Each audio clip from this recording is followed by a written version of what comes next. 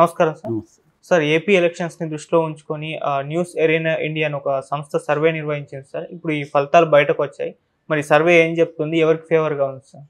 ఇప్పటివరకు ఆంధ్రప్రదేశ్లో ఈ మధ్యకాలంలో కొన్ని జాతీయ సర్వే చేస్తున్నారు. అందులో ఒకటి పోల్ స్ట్రాటజీ ఒకటి, రెండోది పొలిటికల్ క్రిటిక్ అనే ఒక సర్వే ఒకటి, లోక్ పోల్ అనే ఒకటి. ఈ మూడు కూడా వైసీపీకే ఎడ్జ్ ఉంది, వైసీపీని అధికారాన్ని చేపడుతుందని చెప్పారు.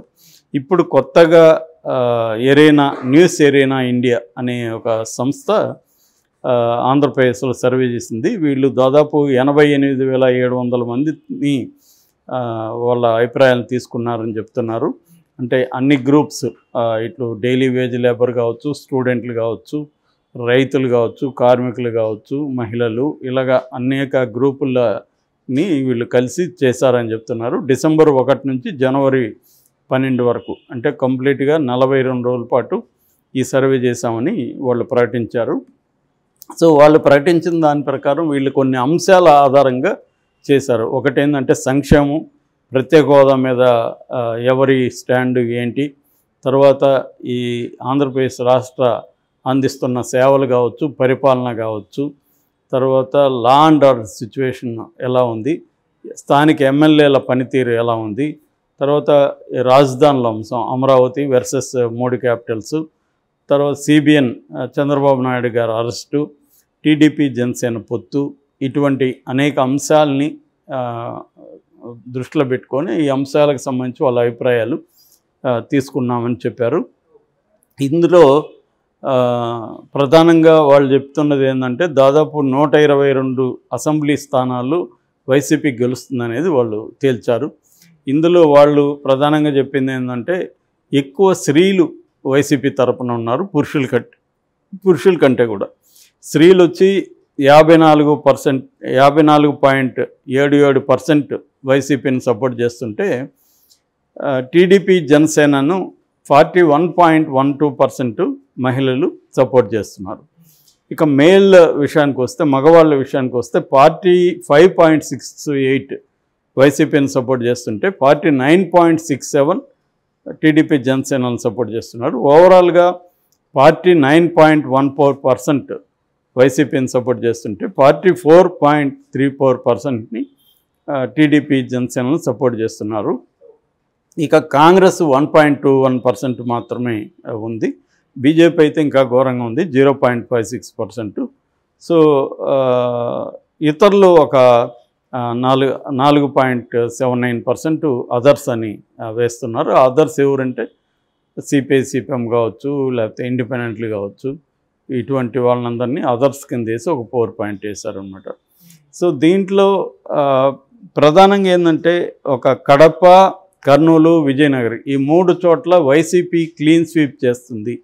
అక్కడ టీడీపీ జనసేన బోని కూడా చేయవు. ఈ 3 జిల్లాల్లో కూడా కంప్లీట్గా వైసీపీనే క్లీన్ చేస్తుందనేది చెప్తున్నారు. ఇక మొత్తంగా రాష్ట్రంలో టీడీపీ జనసేనలకి 2 జిల్లాల్లో మాత్రమే ఎక్కువ సీట్లు వస్తాయి. విశాఖలో 10 సీట్లు వస్తాయని, తూర్పుగోదావరిలో 9 సీట్లు వస్తాయనేది కూడా వీళ్ళు చెప్తున్నారు. సో ఓవరాల్గా 113 సీట్లలో నీట్గా అబ్సల్యూట్గా మెజారిటీ వైసీపీకి వస్తుంది. ఒక 39 మాత్రమే జనసేన టీడీపీకి వస్తుంది. మిగతా 23 చోట్ల హోరాహోరీ పోరు నడుస్తుంది అనేది వీళ్ళు ప్రధానంగా చెప్పింది. ఇక ముఖ్యమంత్రిగా జగన్ని సపోర్ట్ చేస్తారన్నప్పుడు 59.3% మహిళలు ముఖ్యమంత్రిగా జగనే కావాలని కోరుకుంటున్నారని, 49.6% పురుషులు ముఖ్యమంత్రిగా ఆయన కోరుకుంటున్నారు. ఒక 6.3% ఆయన పెర్ఫార్మెన్స్ పర్వాలేదు అని కితాబ్ ఇచ్చారనేది కూడా చెప్తున్నారు. సో ఓవరాల్గా ఈ న్యూస్ ఎరీనా ఇండియా చేసిన సర్వే ఇది.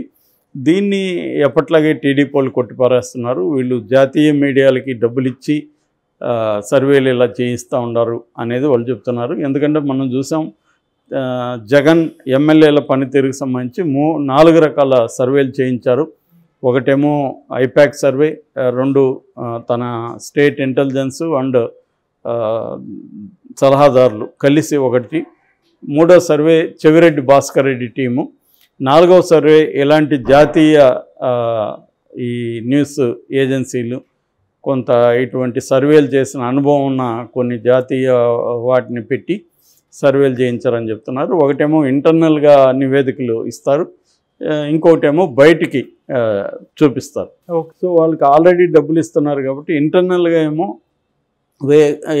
యాజ్ ఇట్ ఈజ్గా వాళ్ళ ఏం ఫైండింగ్స్ ఉన్నాయో అది జగన్కి సబ్మిట్ చేస్తారు. దాన్ని బట్టి ఎట్లా వ్యతిరేకత ఉంటే దాన్ని ఎలా మార్చుకోవాలి ఇవన్నీ జగన్ ప్లాన్ చేసుకుంటాడు. ఎక్స్టర్నల్గా ఇచ్చేటప్పుడేమో క్లియర్గా వైసీపీని సక్సెస్ అవుతుందన్న అభిప్రాయాన్ని వాళ్ళు బయటికి చెబుతున్నారు. సో దానివల్ల ఏమవుతుందంటే జనాల మైండ్ సెట్ని ట్యూన్ చేయడం అంటారు.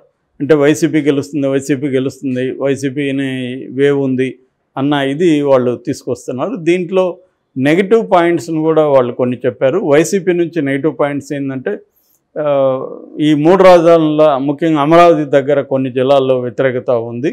రెండవది ఈ ప్రత్యేక హోదా తేకపోవడం పట్ల అసంతృప్తి ఉంది.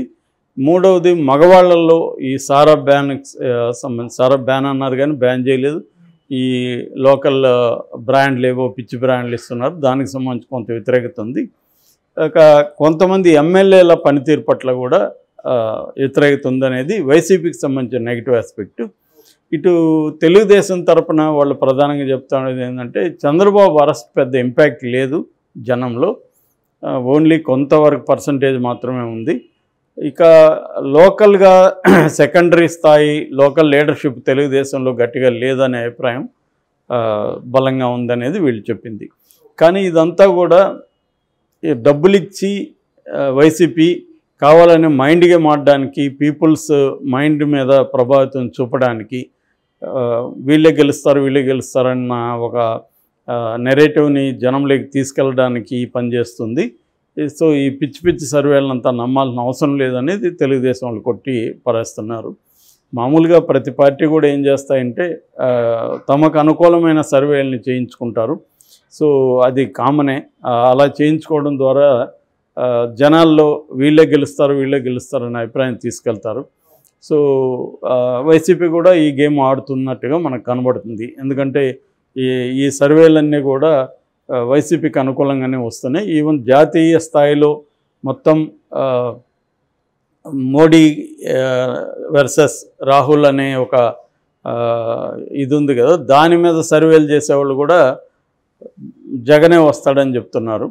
సో ఇదంతా ఏంటంటే జగన్ ముందు నుంచే కొన్ని టైమ్స్ గ్రూప్తో కానీ ఇండియా టుడే గ్రూప్తో కానీ అతను కొన్ని ఒప్పందాలు చేసుకొని వాటిని స్టేట్ గవర్నమెంట్లో ఇన్వాల్వ్ చేసి వాటికేమి సొంత డబ్బులో పార్టీ డబ్బులో ఖర్చు పెట్టకుండా స్టేట్ డబ్బులే ఖర్చు పెట్టి తనకు అనుకూలంగా పార్టీకి తనకు అనుకూలంగా ఆ సంస్థలతో పనిచేయించుకొని ఇతను గొప్పగా చేస్తున్నాడనే టముకేయించుకుంటున్నారు అన్న విమర్శ తెలుగుదేశం వర్గాల నుంచి ఉందన్నమాట.